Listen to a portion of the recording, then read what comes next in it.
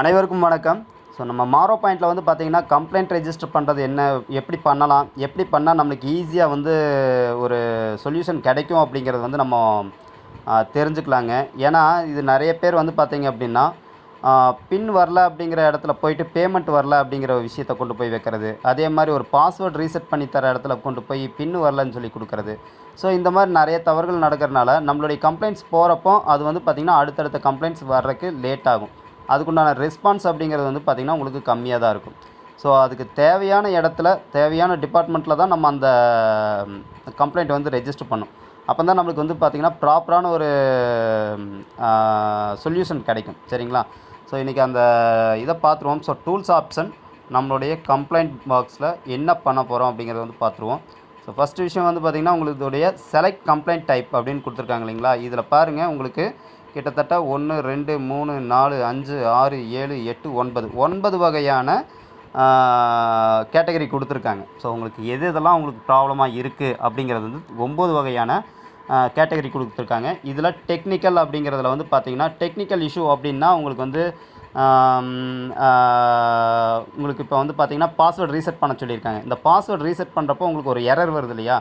So அதை வந்து நீங்கள் ஒரு டெக்னிக்கல் இஷ்யூவாக அதை போடலாம். சரிங்களா? ஸோ இந்த விஷயத்தை நீங்கள் அதில் கொண்டு வரலாம். அதே மாதிரி வந்து பார்த்திங்கன்னா டெக்னிக்கலாக வந்து உங்களுக்கு வந்து பார்த்திங்க அப்படின்னா உங்களுடைய நேமில் ஏதாவது உங்களுடைய இமெயில் ஐடியிலையோ இல்லை வேறு ஏதாவது ஒரு இஷ்யூ இருக்கும் இல்லையா? ஸோ அது சம்மந்தப்பட்ட விஷயங்களில், இல்லை மொபைல் நம்பர் சேஞ்ச் பண்ணுறீங்க, அந்த சம்மந்தப்பட்ட விஷயங்களில் வந்து நீங்கள் இந்த இதை வந்து கொண்டு வரலாம். சரிங்களா? இந்த இதை வந்து நீங்கள் இந்த டெக்னிக்கலில் கொண்டு வரலாம். அதே மாதிரி ஜீனாலஜின்னு இருக்குது. ஸோ இந்த ஜீனாலஜியில் வந்து பார்த்திங்க அப்படின்னா நம்மளுக்கு கீழே வந்து பார்த்திங்கன்னா நம்மளுடைய பர்சன் யாருமே வந்து வரல அப்படிங்கிற ஒரு விஷயம் இருக்கு இல்லையா? நமக்கு கீழே வந்து டவுன்லைனில் வந்து ஆட்கள் வந்திருப்பாங்க. ஸோ அவங்க வந்து அங்கே ஷோ ஆகலை அப்படிங்கிறவங்கள வந்து நம்ம இதில் வந்து ஒரு ரெக்வஸ்ட் கொடுத்துக்கலாம். ஸோ இந்த நபர், அதாவது நீங்கள் கம்ப்ளைண்ட் பண்ணுறதுக்கு முன்னாடி உங்களுடைய எம்பி நம்பர், ஓகேங்களா, உங்களுடைய நேம், உங்களுடைய ஃபோன் நம்பர், உங்களுடைய இமெயில் ஐடி, இதெல்லாம் வந்து ஒரு லைனில் நோட் பண்ணிடுங்க. அடுத்தது ஒரு ஸ்பேஸ் விட்டு இந்த ஃபார்மெட்டில் நீங்கள் கொடுத்தீங்கன்னா கொஞ்சம் ஈஸியாக இருக்கும் அவங்க புரிஞ்சுக்கிறதுக்கு. இன்னார் தான், இந்த எம்பி நம்பர் தான், இந்த ஃபோன் நம்பர் தான் அப்படிங்கிறத அவங்க தெரிஞ்சுக்குவாங்க. சரிங்களா? ஸோ இந்த மாதிரி நீங்கள் வந்து ஃபார்மெட்டில் கொடுங்க. ஜீனாலஜியில் வந்து பார்த்திங்க அப்படின்னா உங்களுக்கு ஜீனாலஜியில் யாராவது கட் ஆகிருக்காங்க அப்படின்னா அந்த ஜீனாலஜியில் இந்த நம்பர் எனக்கு கட் ஆகிருக்காங்க அப்படிங்கிற ஒரு ரெக்வஸ்ட்டை அவருடைய ஃபோன் நம்பர், அவருடைய எம்பி நம்பர், அவருடைய நேமு, அவருடைய இமெயில் ஐடி, ஓகேங்களா? ஸோ அப்ளைனருடைய ஐடி என்னவோ அந்த ஐடி அதை கொடுத்துருங்க. இதை கொடுத்து இவருக்கு வந்து நான் தான் அப்ளைனர், ஆனால் எனக்கு வந்து இந்த ஜீனாலஜியில் இவர் வரல, ஸோ எனக்கு வந்து இவர் வந்து என் ஜீனாலஜி கீழே கொண்டு வாங்க அப்படின்னு சொல்லி நீங்கள் கொடுக்கலாம். இது இந்த ஒரு பர்டிகுலர் விஷயத்துக்கு மட்டும்தான் நீங்கள் யூஸ் பண்ண முடியும். ப்ரொஃபைலில் வந்து உங்களுடைய நேமோ இல்லை உங்களுடைய பேங்க் அக்கௌண்ட்டோ இல்லை மற்ற ஏதாவது ஒரு விஷயங்கள் ஏதாவது இருக்கான்னு பாருங்கள். அதில் ஏதாவது ப்ராப்ளம் இருக்குன்னா அதுக்கு கொடுங்க. இபின்னில் வந்து பார்த்தீங்க அப்படின்னா உங்களுக்கு பின்னு நீங்கள் ரெக்வஸ்ட் கொடுத்துருப்பீங்க. ஸோ பின்னு வராமல் இருக்குது அப்படின்னா அதுக்கு வந்து இந்த பின் ரெக்வஸ்ட்டு கொடுங்க. ஓகேங்களா? பின் ரெக்வஸ்ட்டுக்கு சேம் அதே ஃபார்மெட் தான், நான் சொன்ன அதே ஃபார்மெட் தான். உங்களுடைய பேர், உங்களுடைய எம்பி நம்பர், உங்களுடைய மொபைல் நம்பர், முடிஞ்சுன்னா உங்களுடைய இமெயில் ஐடி, இதை 4யுமே தெளிவாக கொடுத்துட்டு அதுக்கப்புறம் உங்களுடைய கம்ப்ளைண்ட் என்னமோ அது சரியாக தமிழில் கூட கொடுக்கலாம். ஆனால் தமிழில் வந்து அங்கே எடுத்துக்குதா இல்லையான்னு தெரில. ஆனால் இங்கிலீஷில் நம்ம வந்து தங்கிலீஷில் நம்ம ஜாஸ்தி டைப் பண்ணுவோம். ஸோ அந்த மாதிரி கூட நீங்கள் வந்து இது பண்ணலாம். ஸோ அப்போ அவங்களால புரிஞ்சுக்க முடியும். சரிங்களா? ஸோ அந்த கம்ப்ளைண்ட் வந்து சரியாக கொடுங்க. கேஒய்சியில் ஏதாவது ப்ராப்ளம் இருக்கா அப்படின்னு கேட்டிங்கன்னா, கேஒய்சியில் அப்படின்னா இப்போ நம்ம கேஒய்சி பேமெண்ட் பண்ணியிருப்போம், இல்லை கேஒய்சி வந்து இப்போ ஷாப்பிங் கார்டுக்கு வந்து நம்ம அப்ளை பண்ணியிருக்கோம் இல்லையா? ஸோ அந்த மாதிரியான விஷயங்களை இதில் கொடுங்க. பேமெண்ட் இஷ்யூ வந்து அதில் பேமெண்ட் வந்து நம்ம பண்ணியிருக்கோம், பட் இதில் வந்து கேஒய்சிக்கு உண்டான அந்த பேமெண்ட் வந்து இன்னும் வந்து அப்ரூவ்ட் ஆகலை, இல்லைன்னா எனக்கு வந்து ரிஜெக்ட் ஆயிடுச்சு, அது என்ன ரீசன்னால் ரிஜெக்ட் ஆச்சு. ஸோ அதை கேட்டு நீங்கள் இந்த இடத்துல கொடுக்கலாம். ஓகேங்களா? கிரெடிட் வாலெட் சம்மந்தமாக உங்களுக்கு வந்து ஏதாவது கம்ப்ளைண்ட் இருக்குன்னா அதையும் நீங்கள் கொடுக்கலாம். என்ன நிலவரத்தில் என்னுடைய கிரெடிட் வாலெட் இருக்குது அப்படிங்கிறத தெரிஞ்சுக்கலாம். இப்போ நிறைய பேர் வந்து நம்ம வந்து இந்த க்ரீன் ஷீட் எல்லாத்துக்குமே வந்து கொரியர் பண்ணியிருந்தோம் இல்லையா? ஸோ அதுக்கு பதிலாக இப்போ வந்து கேஒய்சின்னு கொண்டு வந்துட்டாங்க. ஸோ சிம்பிளான ஒரு விஷயம். கேஒய்சி பண்ணுறப்போ நம்ம வந்து கிளியராக கலர் ஜெராக்ஸ் எடுத்து சைன் பண்ணி தான் அனுப்ப போகிறோம். ஸோ அதை மட்டும் கொஞ்சம் கிளியராக அனுப்பிச்சி விட்ருங்க. உங்களுக்கு வந்து அந்த கிரெடிட் வாலெட்டும் உங்களுக்கு வந்து கரெக்டாக உங்களுக்கு வந்து அப்ரூவ்ட் ஆயிரும். சரிங்களா? ஸோ இப்போ ஏற்கனவே ஜெராக்ஸ் வச்சுட்டேன் சார், என்ன பண்ணுறது அப்படின்னா அது ஒன்றும் பிரச்சனை இல்லை. அது வந்து பார்த்திங்கன்னா அவங்களே டெலீட் பண்ணி விட்ருவாங்க. மறுபடியும் நீங்கள் பண்ணிக்கலாம். சரிங்களா? அதுக்கு பணம் கட்டணுமான்னா தேவையில்லை. ஏன்னா நீங்கள் ஒரு டைம் நீங்கள் அட்டன் பண்ணியிருக்கீங்க அப்படின்னாவே அது வந்து அந்த டேட்குள்ளேயே வந்துட்டிங்கன்னு அர்த்தம். ஸோ அதுக்கப்புறம் மறுபடியும் நீங்கள் அதில் ஏதாவது தப்பாக இருக்குன்னா அவங்க கொடுத்துருக்காங்கன்னா நம்ம அந்த ஃபைலை வந்து வைக்க போகிறோம். சரிங்களா? அடுத்தது அக்கௌண்ட்டுன்னா உங்களுக்கு பேமெண்ட் சம்மந்தப்பட்ட பிரச்சனைகள் இருக்கு இல்லையா, ஸோ அதுக்கு வந்து அந்த இடத்த யூஸ் பண்ணிக்கிங்க. ஜென்ரலான என்கொயரி, சார் என்னுடைய அப்ளைனருக்கோ என்னுடைய டவுன்லைனருக்கோ இந்த மாதிரி ஒரு இஷ்யூ இருக்குது, இல்லை எனக்கு ஏதாவது வந்து பார்த்திங்க அப்படின்னா ஏதாவது ஒரு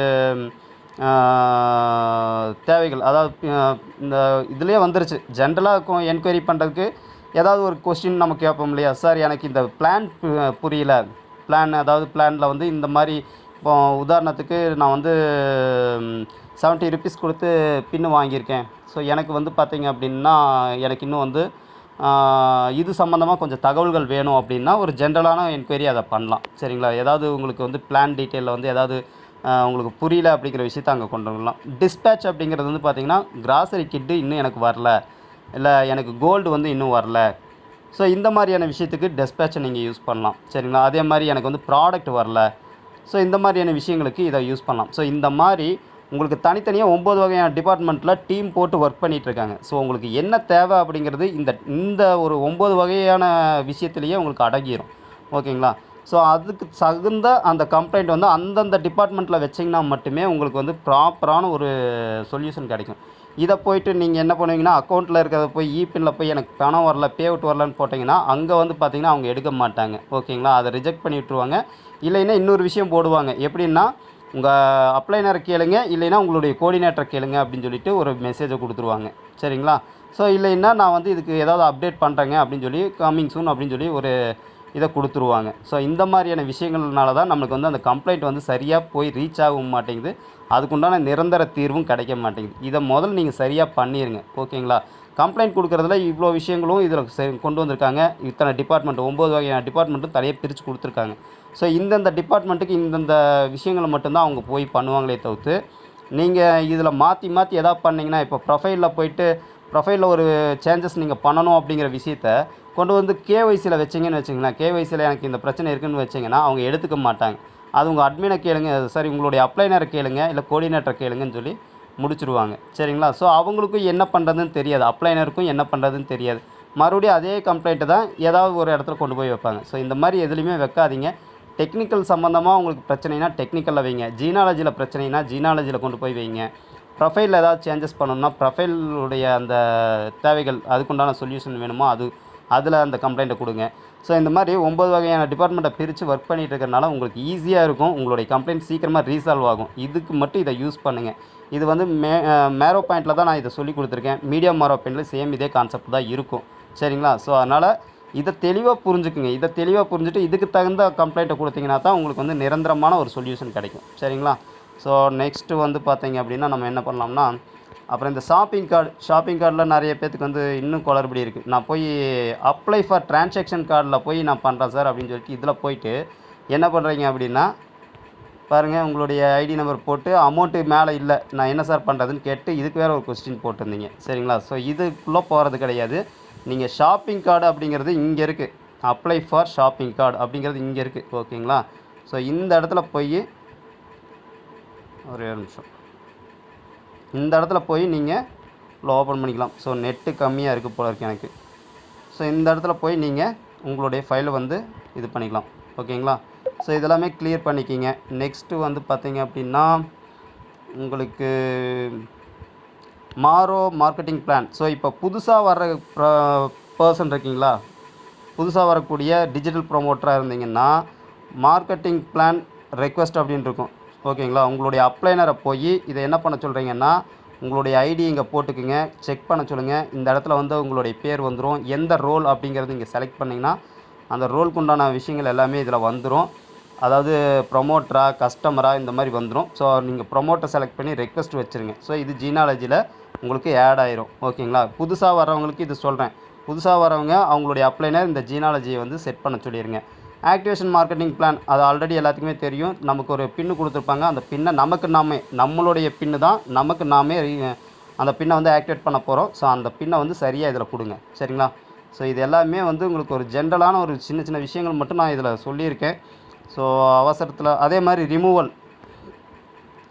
ரெஃபரல் இருக்கு இல்லையா, இந்த ரிமூவ் ரெஃபரலில் போய் நீங்கள் யாரை வேணாலும் ரிமூவ் பண்ணிக்கலாம். ஸோ இதில் வந்து பார்த்தீங்க அப்படின்னா பாருங்கள், யார் வேணாலும் ரெஃபர் இது பண்ணிக்கலாம். ஸோ இதை கிளிக் பண்ணிங்கன்னா கஸ்டமராக டிஜிட்டல் ப்ரொமோட்டரான்னு கேட்கும். டிஜிட்டல் ப்ரொமோட்டரில் இருக்கிறவங்கள நீங்கள் வந்து ரிமூவ் பண்ணிக்கலாம். சரிங்களா, ஸோ நெக்ஸ்ட்டு வந்து பார்த்தீங்க அப்படின்னா அவ்வளோதான். உங்கள் ஜீனாலஜி கீழே யார் யார் இருக்காங்க எல்லாமே தெரிஞ்சுக்கலாம். ஓகேங்களா? அடுத்தது கோஆர்டினேட்டர் அப்படின்னா இப்போ இதில் வந்து பார்த்தீங்கன்னா, இப்போ நான் வந்து 3 பேத்துக்கு தான் ஆக்டிவ் பண்ணி, அதாவது 3 பேர் தான் எனக்கு வந்து ஆக்டிவாக இருக்காங்க. ஸோ இவங்களுக்கு மட்டும்தான் நான் வித்ட்ராவலை ஓப்பன் பண்ண முடியும்.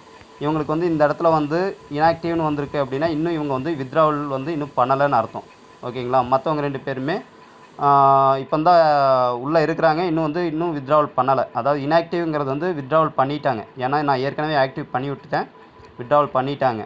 ஸோ மற்ற 2 பேரும் இன்னும் வந்து வித்ட்ராவல் பண்ணலை. ஓகேங்களா? ஸோ இதுதான் விஷயம். அடுத்தது வந்து பார்த்தீங்க அப்படின்னா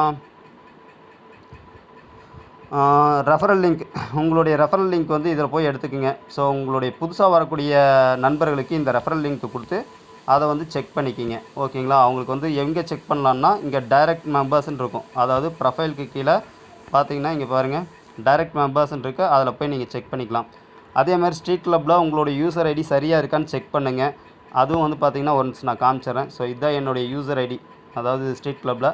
ஸோ இதுதான் இருக்குது. ஸோ சப்மிட்னு கொடுத்துட்டோம்னா இந்த ஸ்ட்ரீட் கிளப்போடது வந்து எடுத்துக்கும். உங்கள்கிட்ட காமிக்கக்கூடியது வந்து பார்த்தீங்கன்னா வெறும் டிஜிட்டல் ப்ரொமோட்டராக இருந்தீங்கன்னா உங்களுடைய டிபி வச்சுருக்கீங்களான்னு கோஆர்டினேட்டர் செக் பண்ண போகிறாங்க. அதே மாதிரி உங்களுடைய வாட்ஸ்அப் ஸ்டேட்டஸ் சரியாக இருக்கான்னு செக் பண்ண போகிறாங்க. இவ்வளோ தான் பண்ண போகிறாங்க. ஓகேங்களா? பட் கம்பெனியே வந்து ஸ்ட்ரீட் கிளப்பில் நீங்கள் போஸ்ட் போட்டிங்களா இல்லையாங்கிறது செக் பண்ணுறதுக்கு இந்த இடத்த கொடுத்துருக்காங்க. இதை வந்து எல்லாருமே யூஸ் பண்ணிக்கிங்க.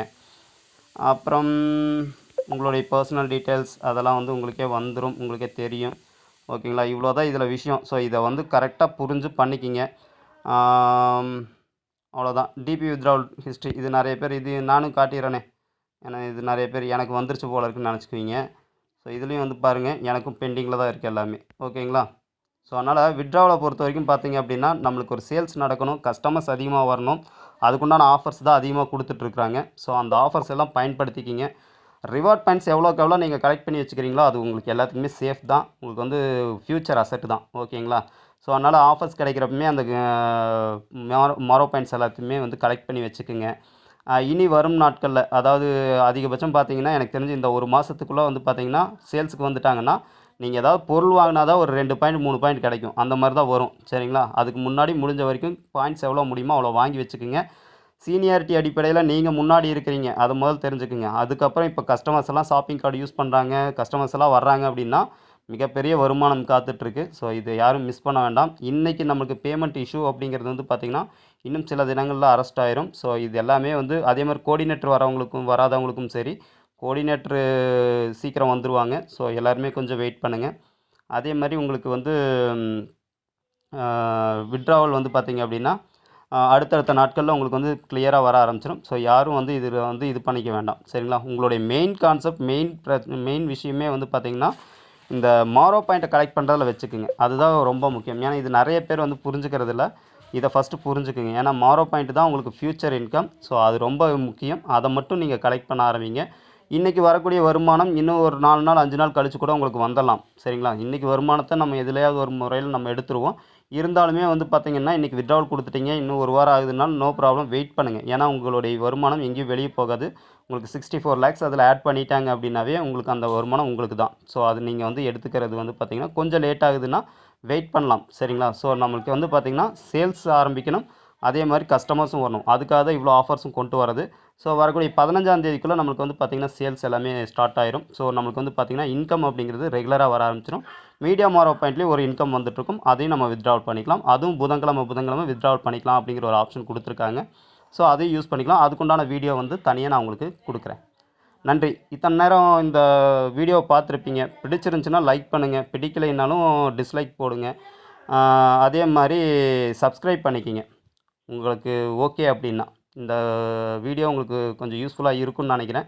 யூஸ்ஃபுல்லாக இருக்குது அப்படின்னு நினச்சிங்கன்னா ஒரு சப்ஸ்கிரைப் பண்ணிக்கிங்க, லைக் பண்ணிக்கிங்க. இல்லைன்னா டிஸ்லைக் கூட பண்ணுங்கள், தப்பில்லை. சரிங்களா? நன்றி.